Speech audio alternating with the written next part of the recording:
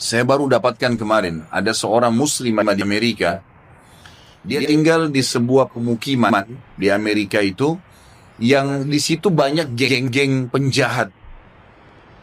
Orang-orang yang berkulit hitam yang tiap hari memerkosa, membunuh orang, saling perang.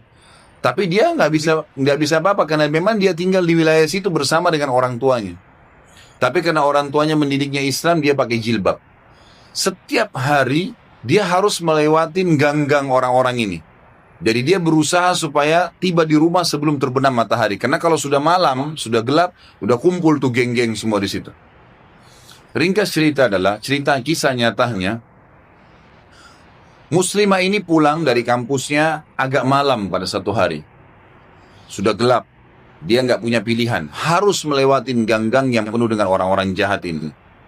Dia bilang, saya waktu mau lewatin gang itu menuju ke apartemen saya, rumah susun orang tua saya, ada satu perempuan di depan saya kelihatannya bukan muslimah, tidak tutup aurat, lagi lewat juga di gang situ.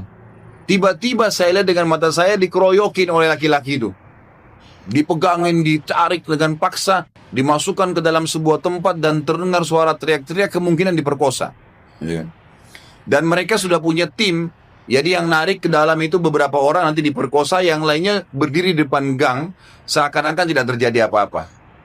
Nanti mereka gantian memerkosa orang, hampir tiap hari pekerjaan begitu. Maka muslimah ini mengatakan, saya lihat depan mata saya tuh. Tapi saya nggak bisa berhenti. Saya mau kemana? Mau ke kampus sudah tutup, mau ke tempat teman-temannya jauh, rumahnya tinggal beberapa langkah, harus dilewatin.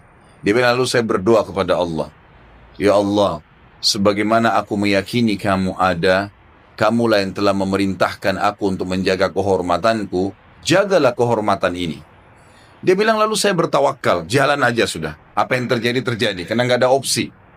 Dia bilang, sementara saya lewat di depan mereka, geng-geng ini banyak orangnya, bukan 1-2 orang, banyak orang di situ, mungkin lebih daripada 10 orang. Tidak satu pun yang mengganggu saya. Nggak satu pun mengganggu saya. Dan waktu saya lewat, mereka pada buang muka.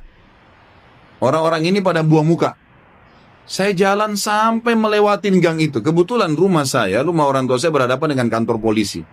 Lalu saya datang kantor polisi itu, lalu saya berkata, tadi ada kejadian begini, ada perempuan diperkosa di sebelah sana. Polisi pun akhirnya menerima laporan tersebut, lalu memeriksa, kena dekat, betul terbukti ditangkap, masih ada perempuan tadi dan memang diperkosa, akhirnya ditangkap semua di penjahat-penjahat ini. Sementara ditangkap, dia bilang, waktu masuk di kantor polisi, mereka tahu saya yang lapor, saya pakai jilbab ada di situ. Tapi mereka setiap lihat saya pasti buang muka. Kayak orang, bukan buang muka karena marah ya, kayak orang yang ketakutan melihat saya, dia bilang. Sampai masuk di penjara semua. Sudah terungkap masalah itu, dia bilang, saya penasaran. Saya bilang sama polisi setelah itu, bisa nggak saya sebelum pulang, saya mau temuin penjahat-penjahat itu. Kata polisi, silahkan. Datang ke sana, dikawal, dia datang, dia tanya. Waktu dia bilang, saya masuk ke penjara, semuanya pada tunduk, gak ada yang berani lihat saya. Saya jadi bingung, ada apa sebenarnya, gitu kan. Saya seorang wanita, cuma pakai jilbab. Ini penjahat-penjahat terkenal tiap hari perkosa orang, tiap hari bunuh orang, gak ada yang ditakutin, gitu kan. Maka saya bertanya, saya mau tanya, saya yang ngelaporin kalian, gitu kan. Maka semuanya ada satu orang yang menjawab mengatakan, kami tahu kalau kamu yang melaporin, gitu kan. Terus kata si perempuan ini, kalian tidak marah dengan saya? Karena ini nanti ke depannya siapa tahu mereka lepas dendam. Gak ada yang nyaut, diam aja semuanya. Terus dia bilang, saya mau tanya, kenapa waktu saya lewat tidak ada di antara kalian yang mengganggu saya? Saya ingin tahu, apa sebabnya? Ada satu orang, dia tidak angkat matanya ke arah perempuan, cuma dia tunduk, dia mengatakan, dari tadi, dari Anda lewatin gang sampai sekarang, di belakang Anda banyak orang yang menggunakan baju-baju putih yang menemani Anda. Dan badannya besar-besar, kami takut. Perempuan ini bilang, saya tiba-tiba gemetar, hampir jatuh. Kaget dengan informasi itu. Tapi itu kisah nyata, gitu kan? Kisah nyata.